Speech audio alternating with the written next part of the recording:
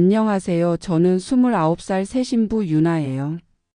이제 막 새로운 삶을 함께 개척해 나가야 할 시기인데 매일 밤 그리움에 젖어 눈물을 흘리고 있어서 이렇게 사연을 보내게 됐어요. 남편에게도 너무 미안하고 얼른 정신을 차려야 하는데 보고 싶은 마음이 너무 커서 그냥 주저앉고만 싶네요. 부모님께서는 제가 놓아드리지 않으면 모두가 편하지 않을 거라고 얼른 다 보내드리라고 하시더라고요. 이제는 저 때문에 아프지 않으셨으면 하는 분위기도 해서 사연을 보내면서 제 마음을 정리해 보려고 해요. 이제는 아프지 마시고 편안히 저의 행복한 모습을 봐달라고 기도하는 마음으로 말이에요. 저는 엄마가 두 분이 계세요. 저를 낳아주신 엄마와 저를 길러주신 엄마 바로 외할머니이시죠. 항상 제가 안기면 어이구 우리 토끼야. 뭐 해달라고? 하며 제 엉덩이부터 두드리던 분이셨어요. 아무리 속상한 일이 있고 힘든 일이 있어도 외할머니 무릎에 누워 울고 나면 다 풀렸거든요. 언제 그랬냐는 듯이 괜찮아질 수 있었는데 이제는 어디에 그런 어리광을 부려야 할지 모르겠어요. 외할머니께서는 함께 장사를 하시는 부모님을 대신해서 저를 키워주셨어요. 물론 부모님께서 물질적인 것들을 보살펴 주셨지만 외할머니의 그 지극한 사랑이 아니었다면 저는 아마 지금처럼 밝은 성격을 가질 수 없었을 거예요. 어릴 때도 외할머니께 엄마라고 부르며 업혀 다닐 만큼 항상 제 곁을 떠난 적이 없이 지극정성으로 저를 키워주셨거든요. 엄마는 21살이라는 어린 나이에 저를 낳으셨어요. 아빠도 23살밖에 안 된 나이였지만 어떻게든 아이는 책임지자며 결혼을 하셨대요.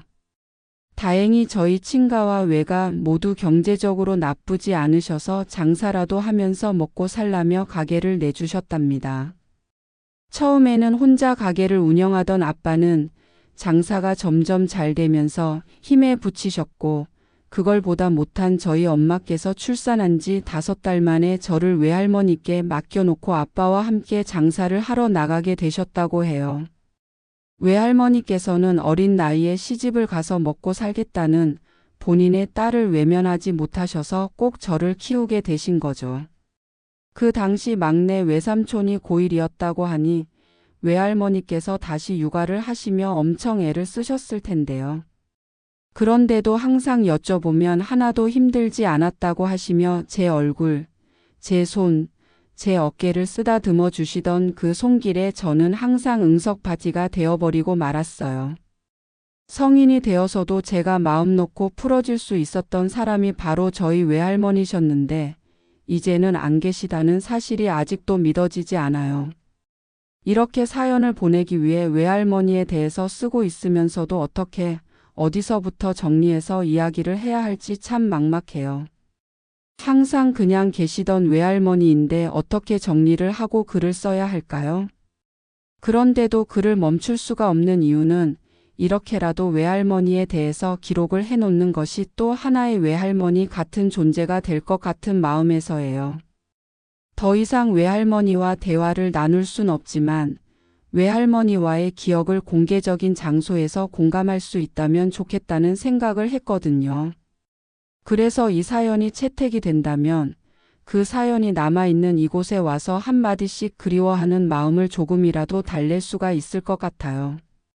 그렇게라도 외할머니에 대한 이야기를 어디엔가 남기고 싶은 마음에 마음을 다스리며 이렇게 글을 계속 써보겠어요.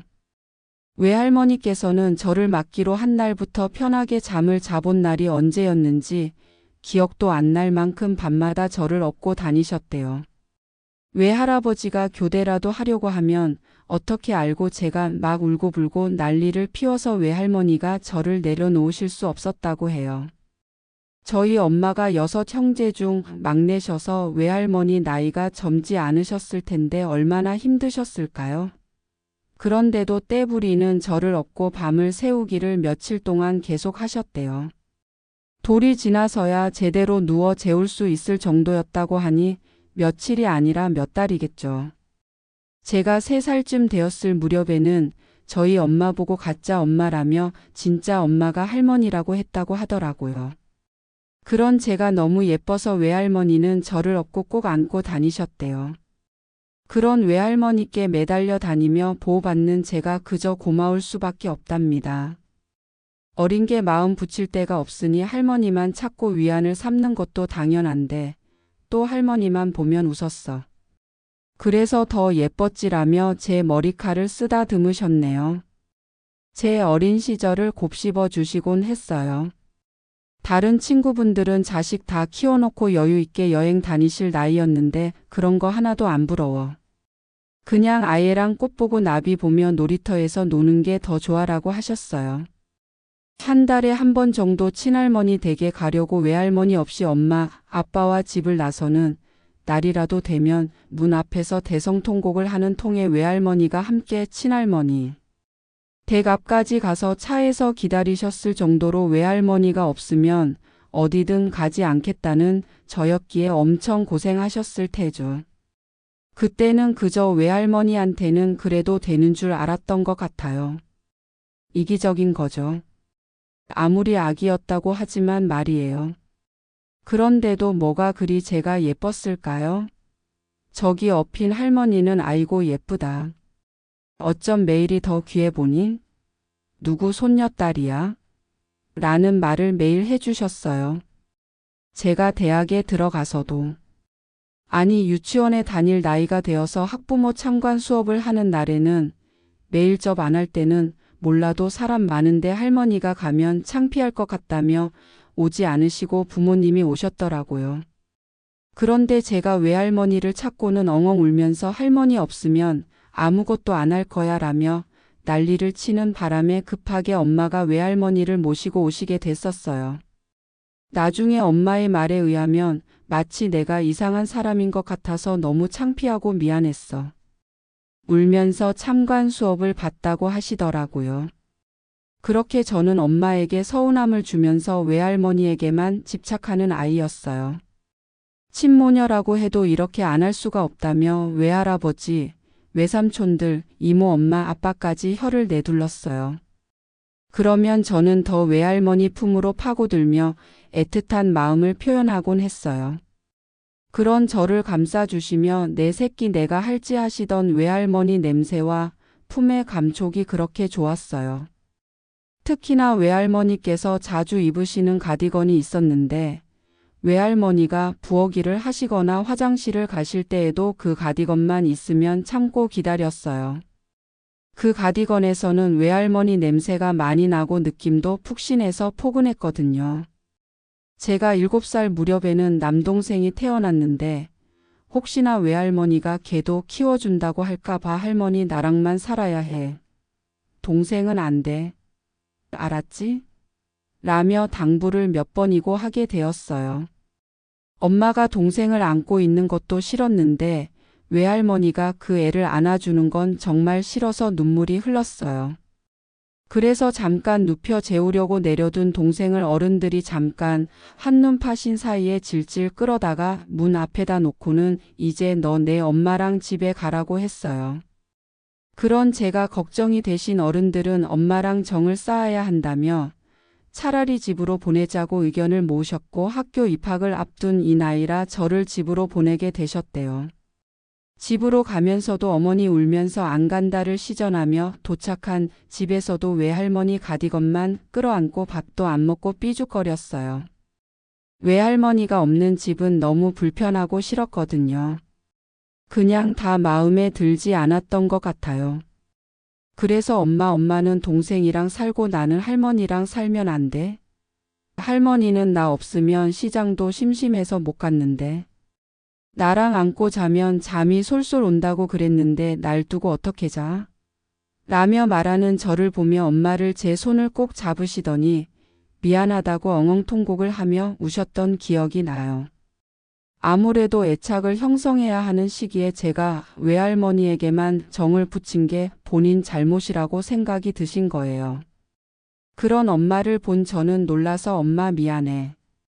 근데 그래도 할머니가 너무 보고 싶어라며 가디건을 끌어안고 울면서 문 앞에서 잠이 들었대요. 처음에는 며칠 그러다가 적응하겠지 싶어서 그냥 두셨다가 달래보고 혼도 내보고 하셨지만 침대에서 자다가도 아침에는 다시 가디건과 문 앞에서 자고 있는 걸 보시곤 엄마는 외할머니에게 전화를 거셨어요.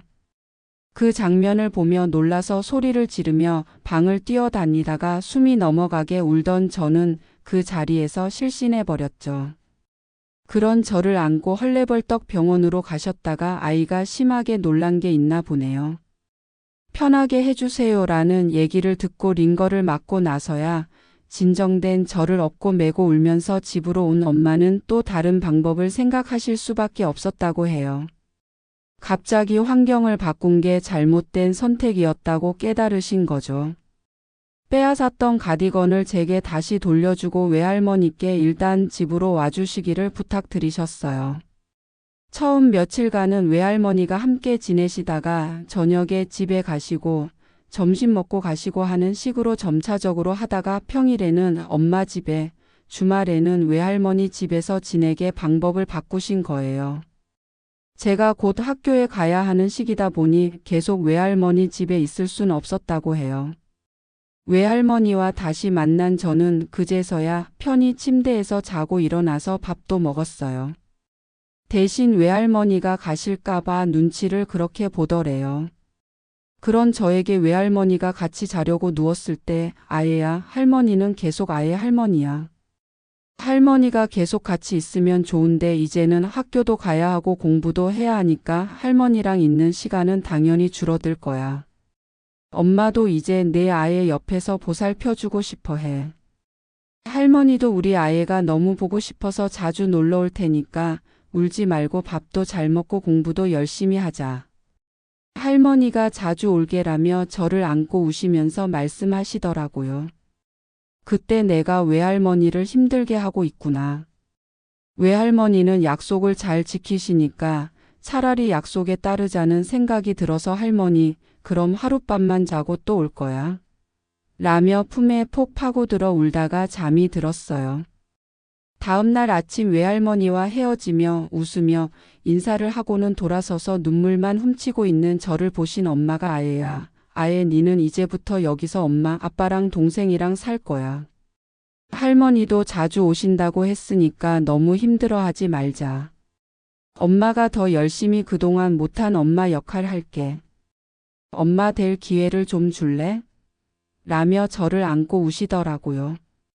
그제서야 엄마도 외할머니만큼 날 사랑하는구나라고 깨달았던 것 같아요.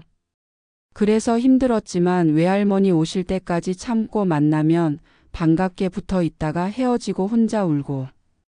그러길 여러 번 반복한 후에야 외할머니와의 잠깐의 이별이 슬프지 않았다고 할 수 있어요. 그래도 제일 좋은 날은 외할머니 집에 가서 자는 주말이었죠. 가서 외할머니께서 해주시는 밥을 먹을 때면 입맛이 돌아서 반찬까지도 먹고 배가 불러서 힘들어하곤 했어요. 그런 저를 보며 여섯째의 막내였던 외삼촌은 야, 너 이제 우리 집에 오지 마. 맨날 집안 쌀을 다 먹는다. 이제 너네 엄마네 살아. 뭐 이렇게 자주 와? 며 구박을 하곤 했어요. 군대를 막 다녀와서 집에서 시간을 많이 보내던 막내 외삼촌은 저를 다 미워하더라고요. 사실 막내 외삼촌은 저에 대한 불만이 많았어요. 제가 태어났을 때 고1이었던지라 저를 보느라 바쁘신 외할머니가 너무하다며 자신은 피해자라며 화를 내곤 했었거든요. 외삼촌이 고3이 되던 해에는 중요한 시기임에도 저를 업고 살림하시는 외할머니를 저에게 뺏긴 것 같다며 큰 외삼촌에게 털어놨다가 어린 조카 상대로 질투하다니. 모자란 거 아니냐라며 핀잔을 듣고는 어른들 몰래 저를 괴롭혔어요. 재수를 하면서부터는 저에게 시끄럽다고 소리를 지르거나 방문을 세게 닫고 들어가기도 하면서 외할머니와 사이가 더 멀어졌다고 해요. 지금 생각해보면 막내인 외삼촌이 얼마나 예쁨을 받고 컸을까요? 그런데 엄마가 자신을 내팽개쳤다는 서운함도 있고 다 제 때문이라고 생각하니 밉기도 했겠죠. 아무튼 성질머리 못된 건 어디 가서 고치지도 못해. 어디 어린 아기한테 그렇게 하고 있어? 네가 그렇게 모자란 놈인지 몰랐다. 너무 실망스럽다라는 외할머니의 말씀에 저를 온전히 없는 사람 취급하고 말더라고요. 그리고 대학에 들어가서 다니면서는 일찍 나가서 늦게 들어와서 보니 저와 부딪힐 일이 없었는데 제대하고 집에 있다 보니 또 저에게 못되게 굴기 시작한 거예요. 그런 외삼촌이 못마땅하셨던 외할머니는 외삼촌과 말다툼을 하게 되셨고 그걸 지켜보시던 외할아버지가 외삼촌에게 뺨을 때리기까지 하셨어요. 그러자 외삼촌은 옷을 챙겨 입고는 나가버리더라고요. 저는 너무 무섭고 놀라서 울기만 하다가 외할머니께 달려가서 숨어 있었어요. 제가 다시 집에 갈 때까지 나타나지 않던 외삼촌은 그 후로 얼굴을 보기가 힘들었어요. 외할머니 집에 갈 때 한동안 외삼촌 있어? 라며 물어보게 됐어요. 그런 저를 보시며 엄마는 괜찮아. 외삼촌 있어도 씩씩하게 하던 대로 해. 외삼촌한테는 엄마가 잘 얘기했어. 걱정하지 말라며 저를 진정시켜 주셨어요. 그렇게 시간은 흐르고 저도 잘 자라게 되었어요. 외할머니는 그 사이 연세가 더 드시게 되었죠. 제가 초등학교 6학년이 되고 중간고사를 봤을 때쯤 막내 외삼촌은 결혼을 했어요. 그때도 저만 보면 투명인간 취급하는 외삼촌이라 천사처럼 예쁜 여자와 결혼한다는 게 신기할 지경이었어요. 외삼촌 되시는 분께서 참 예뻤거든요. 다른 외삼촌들과 이모는 저를 보면 항상 예뻐해 주셨는데 막내 외삼촌만 저러다 보니 저도 막내 외삼촌이 싫어 보였어요. 결혼식이 시작되고 씩씩하게 웃으며 입장하는 외삼촌을 보고 저렇게 웃을 때도 있는 거구나 싶어서 생소하게 느끼고 있었는데 더 결정적인 장면을 목격하게 되었어요. 부모님께 인사하는 시간에 신부의 부모님께 엎드려 절할 때까지만 해도 씩씩하던 외삼촌이 외할머니, 외할아버지께 인사를 드릴 차례가 오자 똑같이 엎드려 절을 하더니 일어나지 못하고 있는 거예요. 그래서 사람들이 무슨 일인가 싶어서 놀라서 웅성거리는 틈에 떨리는 외삼촌의 어깨가 보였어요. 결혼식 사회 보시는 분이 어머님, 아버님이 잘 키워주셔서 너무 감사한 마음에 신랑이 눈물이 터졌나 봅니다. 앞으로 더 효도하면서 잘 살라고 축복해 주시면 감사하겠습니다. 라고 이야기하더라고요. 겨우 고개를 들고 일어난 외삼촌의 얼굴은 온통 눈물로 범벅이 되어 있었어요. 그런 외삼촌을 보시던 외할머니도 눈물을 보이셨고 신부 되시는 분부터 울어주시더니 외삼촌을 안고는 한참을 그렇게 계셨어요. 서로의 얼굴을 마주 보는 모습이 아름답다고 느껴졌어요. 그래서 어린 제 마음에도 외삼촌에 대한 미안함이 자리 잡았어요. 어쨌거나 저 때문에 외삼촌과 외할머니가 싸운 건 맞았으니까요. 그 후로는 외삼촌도 저를 투명인간 취급하지 않으셨어요. 1년쯤 뒤 외삼촌이 귀여운 딸을 낳은 후로는 저를 보면 용돈도 주시고 웃으며 공부 열심히 하냐? 하고 안부를 묻기도 하셨어요. 다른 외삼촌들과 이모와 지내는 것보다 어색하긴 했지만 전처럼 무서워하거나 화를 내거나 하는 사이에서 벗어난 것은 확실했어요. 그런 저와 외삼촌 사이를 보시며 외할머니께서 제일 좋아하셨어요. 아이 아빠가 되니 외삼촌 머리를 써라며 웃으시더니 머리를 쓰다듬어 주셨거든요. 사촌 동생도 예뻐하셨어요. 힘들어서 더 이상 아기는 못 봐주신다 하면서도 주말에는 올라오는 걸 좋아하시며 사촌 동생을 지극정성으로 돌봐주시곤 하셨어요. 그러시면서도 혹시나 제가 섭섭해하지 않을까 걱정하셨지만 저는 오히려 외삼촌 생각에 아기에게 더 잘해줬어요. 아마도 부채의식이 있었던 것 같기도 해요. 그리고 저도 중학교 생활로 인해 이제는 매주 주말에 외할머니 댁에 못 가게 되었어요. 한 달에 2번에서 1번 정도로 줄어들게 되었죠. 그러다 제가 다시 외할머니와 살게 될 일이 생겨버리고 말았어요. 외할아버지가 아침에 일어나서 화장실에 다녀오시다가 쓰러지신 거예요. 평소 운동도 열심히 하시던 분이라 건강에 문제가 없는 줄 알았는데 갑자기 그렇게 쓰러지시더니 일어나질 못하셨어요. 그리고는 중환자실에서 일주일 정도 계시다가 돌아가셨어요. 처음에는 쓰러졌다는 이야기를 듣고 하늘이 무너지는 것 같더라고요. 외할머니께서 또 다른 엄마셨다면 외할아버지께서는 또 다른 아빠셨으니까요. 항상 저를 보시며 우리 아예 시집갈 때는 할아버지가 안고 들어가야지. 그러려고 할아버지 매일 운동한다고 하시며 저에게 알통 자랑을 하셨던 외할아버지셨는데 쓰러지셨다는 얘기에 뭐가 뭔지 정신이 없더라고요. 그때가 제가 중2 마지막 기말고사 마치고 방학하면 외할머니 댁에 한 일주일가 있기로 약속하고 미리 짐을 쌀 때였어요. 그래도 계속 병원에 있을 수 없는 학생의 신분이다 보니 외할머니에게 다시 오겠다는 약속을 하고 학교에 등교했죠. 그랬는데 일주일 만에 외할아버지께서는 돌아가셨고 외할머니는 장례식장에서 만나게 되었어요. 외할아버지께서 돌아가시자 어머니께서 너무 힘들어 하셨어요. 외동딸인 엄마에게 외할아버지는 든든한 버팀목 같았다고 나중에 말씀하시는데 그만큼 외할아버지께서 사랑을 많이 주시곤 하신 거겠죠. 저한테도 너무 좋은 외할아버지셨으니까요. 모두가 슬픔에 빠진 와중에 외할머니께서는 충격을 크게 받으신 것 같았어요. 몇 번을 쓰러지셔서 보고 결국 발인 때는 지켜보지도 못하셨어요. 그런 외할머니 곁에는 제가 있기로 하고 외할아버지 장례식은 진행이 됐어요.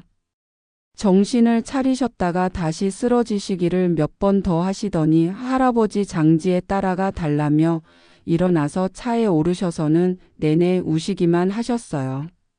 그런 외할머니를 위해 제가 할 수 있는 것은 손을 잡아드리며 함께 우는 일뿐이었어요. 이모는 언제나 우시면서도 엄마 때문에 아버지 마음 편히 못 가시겠어. 엄마 걱정돼서 우리 그만 울어요. 그래야 아버지도 훌훌 털고 가시지라고 하더라고요. 그 말이 더 슬프게 느껴지면서도 진짜 그만 울어야 할 것 같은 느낌이라 외할머니 눈물을 닦아드렸어요. 방학이 시작되자 저는 외할머니 댁에서 지내기로 했어요. 학원도 외할머니 댁 근처로 알아보고 방학 내내 있기로 한 거죠. 도저히 외할머니 혼자 두고 갈 수 없었기에 부모님과 상의 끝에 그러기로 했어요. 기력이 없어지신 외할머니를 위해 엄마와 이모, 외삼촌 부인들이 돌아가며 반찬을 해왔고 청소며 빨래는 제가 해보기로 했어요. 한 2주쯤 학원에 다녀와서 빨래를 돌리고 청소를 하는데 그런 저를 외할머니가 보시더니 우리 토끼가 언제 이리 컸어? 할머니가 너무 고맙네 하시더니 저에게 팔을 벌리시더라고요. 얼른 가서 안기며 할머니 나 전학 가서 할머니랑 살까? 할머니 혼자 여기서 어떻게 살아? 내가 여기서 학교도 다니고 할머니랑 이렇게 살면 할머니 더 좋겠지? 라고 여쭤봤어요. 사실 방학 때 외할머니 집으로 오면서부터 생각하고 있던 일이기도 했어요.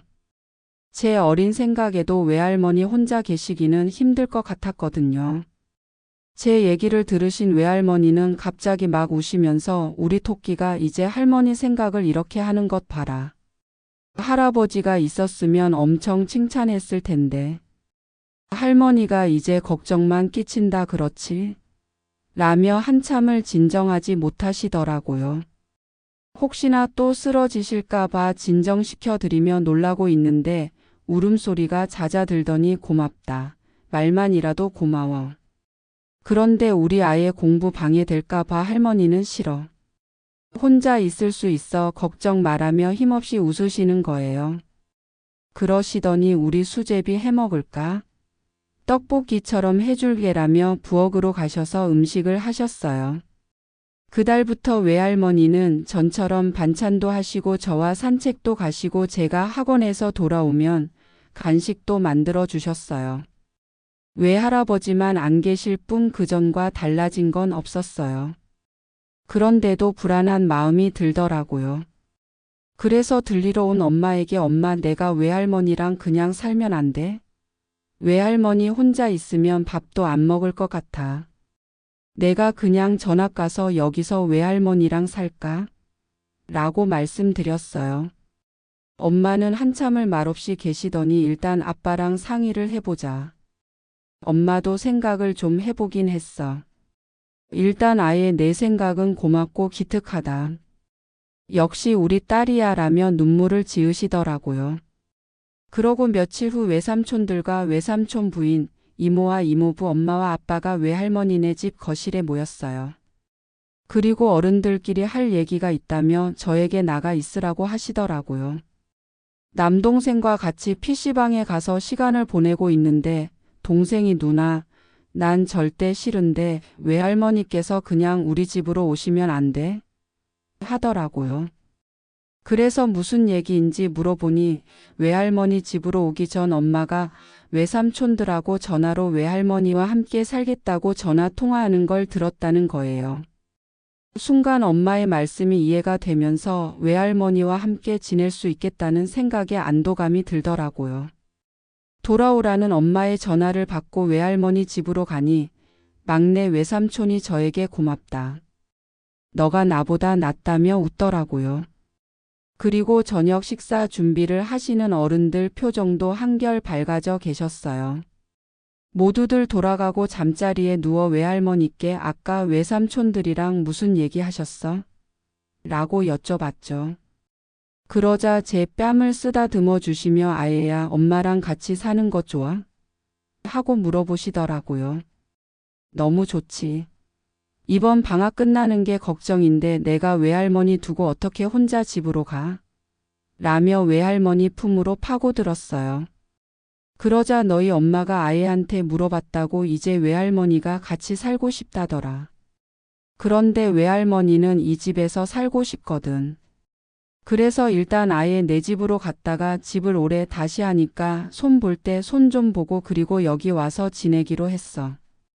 아예랑 동생이가 전학을 해야 하는데 괜찮겠어? 라고 물으시더라고요. 외할머니랑 좋아. 외할머니랑 같이 살 수 있으면 전학도 괜찮아. 친구들은 주말에 만나면 되라며 팔로 힘껏 끌어안았어요. 여전히 포근한 외할머니 냄새에 마음까지 따뜻해지는 느낌이었어요. 외할머니와 외할아버지의 짐을 정리하는 것을 시작으로 이사가 시작되었어요. 외할머니는 필요한 것만 챙겨서 우리 집으로 오셨고 외할머니 집은 창문이랑 문, 방문과 화장실, 주방, 세탁실을 고친다고 했어요. 벽지 도배는 외할머니의 요청에 기존의 것과 가장 비슷하게 한다고 하셨고요. 6남매의 집이라 방이 부족하지 않았어요. 안방은 저와 외할머니가 사용하기로 하고 나머지 방들은 부모님 침실과 드레스룸, 동생 방으로 꾸며졌어요. 우리가 살던 집은 세를 주고 이사를 가는 것으로 준비하시더라고요. 새 학기가 시작되자마자 저희 가족은 이사를 했고 동생과 저는 전학을 갔어요. 전학 가기 싫다던 동생은 전학 가자마자 친구를 사귀며 집으로 데려와서 게임을 할 정도로 적응을 잘 했어요. 저는 중3이라 고입 문제로 조금 예민해지기도 하더라고요. 외할머니 무릎에 누워서 기 다 빠진다고 조르며 불안한 마음을 털어놓곤 했어요. 그럴 때마다 외할머니는 우리 아이는 잘 될 거야. 열심히 해보고 안 되면 어쩔 수 없지. 그냥 될 대로 되라 하고 일단 열심히 해봐라며 말씀하시곤 하셨는데 매번 비슷한 소리였는데도 왜 그렇게 안심이 됐는지 모르겠어요. 그렇게 중3 시절은 고입에 신경 쓰느라 반복되는 불안과 외할머니의 위로로 시간이 흘렀던 것 같아요. 다행히도 제가 원하는 고등학교에 갈 수 있었고요. 고등학생이 되고 나니 저의 시간은 더 바쁘게 흘러갔어요.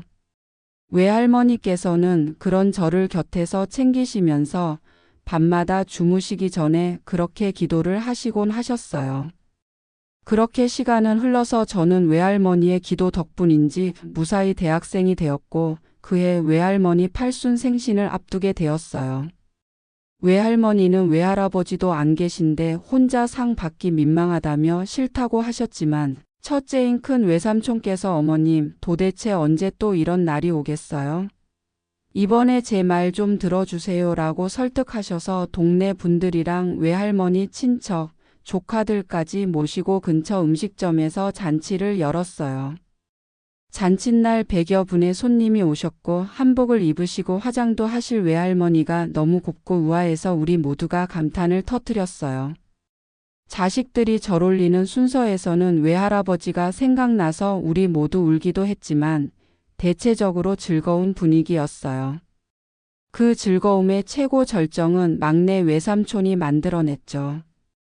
잠시 안 보인다 싶더니 얼굴에 요란한 화장을 해서 마이클 잭슨처럼 꾸미고는 음악을 틀어놓고 등장해서 춤을 췄거든요.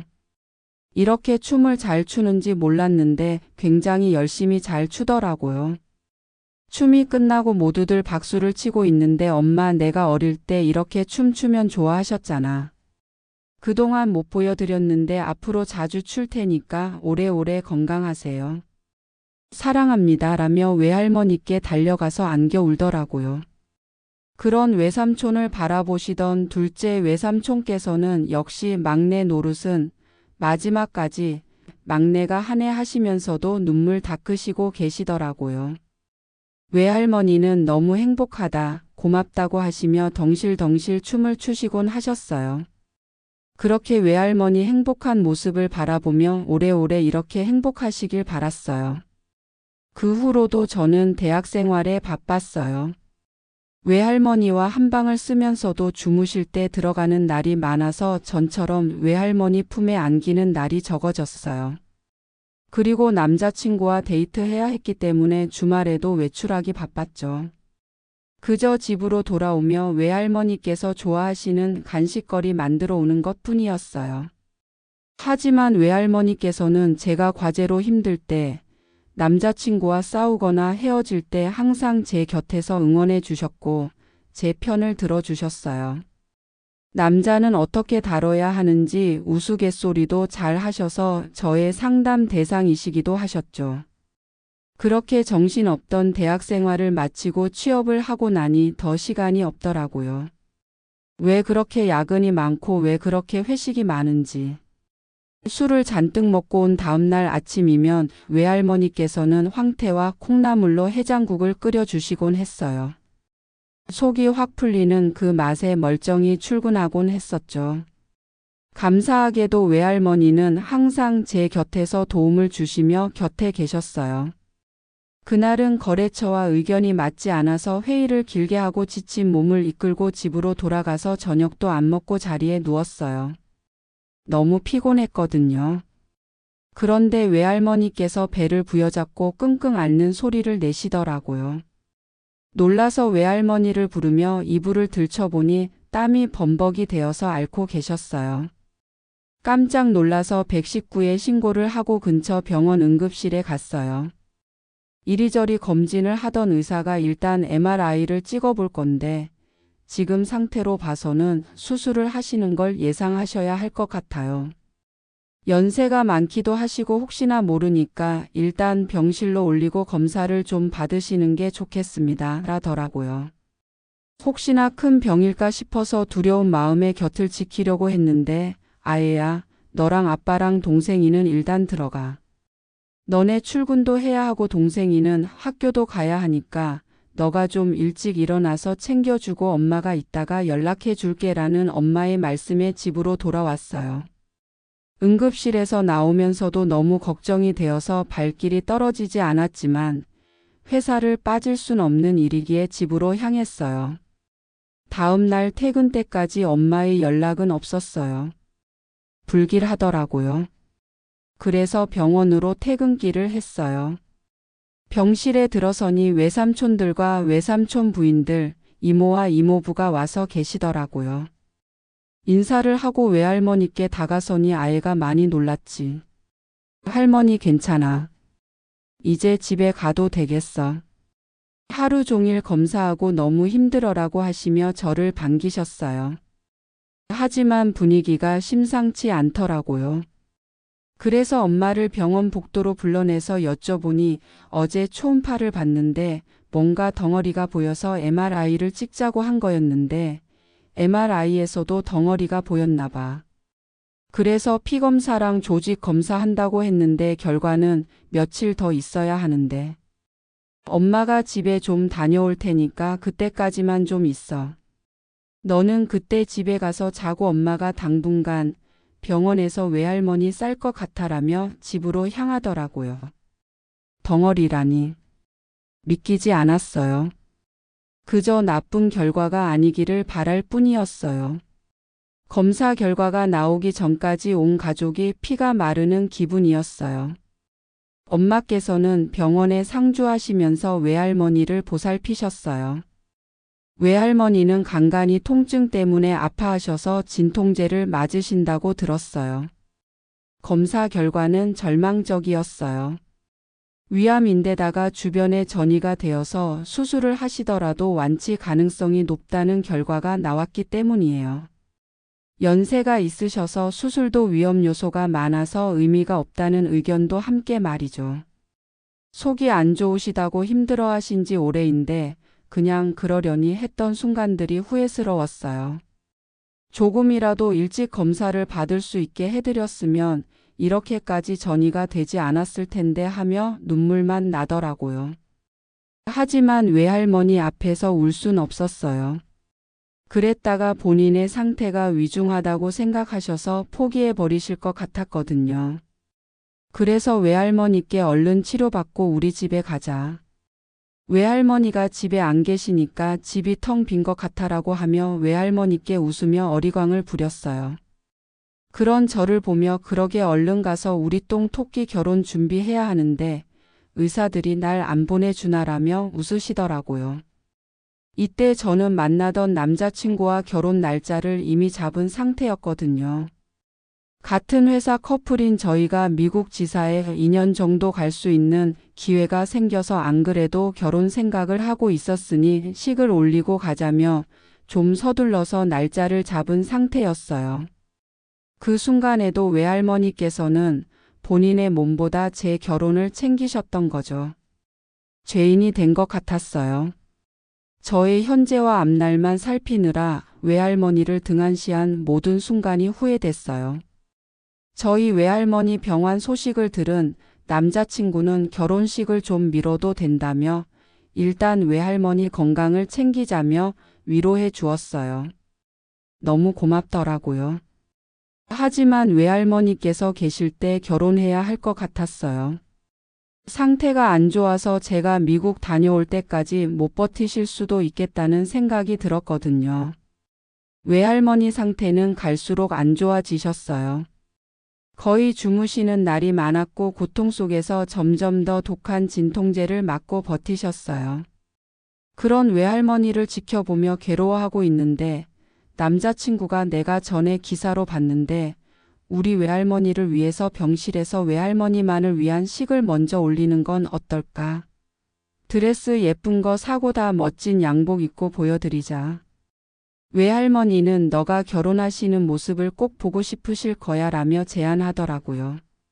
이야기를 듣는데 바로 이거다 싶으면서 다행이다라는 생각이 들더라고요. 그래서 양가 어른들께 말씀드리고 병원에 협조를 구해서 병실에서 작은 셀프 웨딩 준비에 들어갔어요. 그때 외삼촌에게서 연락이 왔어요. 자기가 꼭 이 작은 결혼식의 사회를 보고 싶다며 지난날 저에게 엄마를 빼앗긴 것 같아서 질투했던 미안함도 있고 엄마의 생전 마지막 행사일지도 모르는데 자신이 꼭 참석하고 싶다고 해서 저는 흔쾌히 수락했어요. 이 일로 저와 막내 외삼촌은 지난 일들을 완전히 털어버리는 계기가 되었고 지금은 외삼촌과 무척 잘 지내게 되었어요.